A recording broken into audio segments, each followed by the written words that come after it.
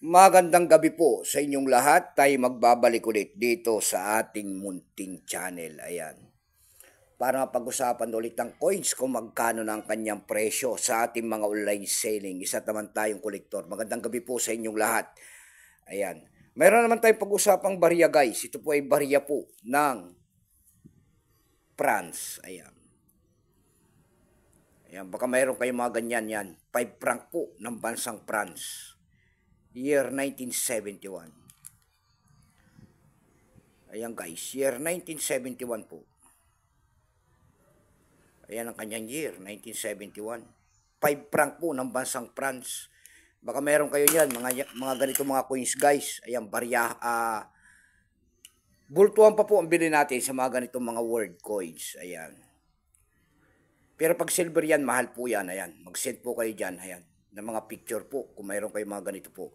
Pero bago yan tayo magpapasalamat muna sa lahat na masugid na tagapagsubaybay dito sa ating YouTube channel. Lalo-lalo na dyan ang aking mga subscriber po. Ayan, magandang gabi po sa inyong lahat.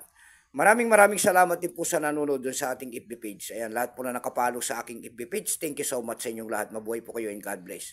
Yun naman po, hindi pa po nakapag-subscribe sana dito sa ating YouTube channel. Baka gusto nyo ganito mga topic po. Ayan, makisusuyo lamang sana ako. Baka pwede naman pakipindot ang ating subscribe button, like and share para ma-update ko naman kayo sa mga bago ko pang ilalabas na video about coins. Ayan. Ayan ang ating pag-usapan guys. Ayan, yung mga mahilig sa barya dyan. Ayan, na katulad natin. Ayan. Yan po ay 5 franc po ng bansang France. Pero bago natin tignan ang kanyang presyo, kilalanin mo muna natin ang barya na yan.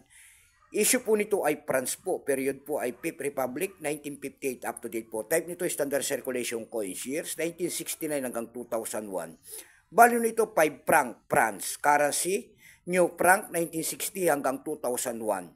Kung ano materyales ang ginamit sa barya na yan po ay nickel-plated copper nickel. May bigat lamang 10 grams. May haba itong 29 mm. May kapal po naman itong 2.9 mm.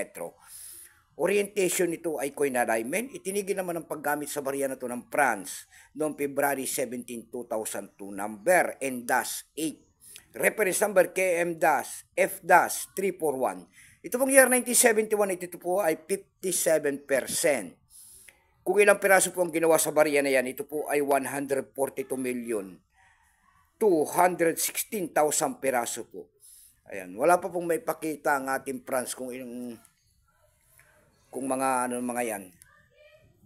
Pero may price appraisal na po yan kung tawagin nila doon sa ating numista. Binigyan na po ng presyo ng ating mga kolektor. Yung kanyang almost uncirculated ay nagkakahalaga po yan ng 43 pesos. Yung kanyang uncirculated naman ay 260 pesos. Dako naman tayo sa kanyang price. Doon sa ating eb.com po na platform, ayan. Tingin-tingin tayo doon ng mga bintahan nito. Nakakita naman tayo doon nagbebenta nito na $6.99.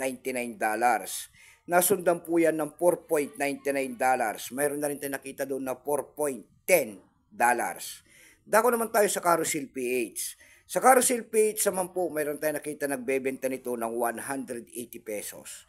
Nasundan po yan ng 100 pesos. Yung pinakamababa po ay 79 pesos na. Ayan lamang po ang aking may babahaging kanyang presyo po. Presyo po sa inyo. Ayan, keep safe po sa inyong lahat in God bless.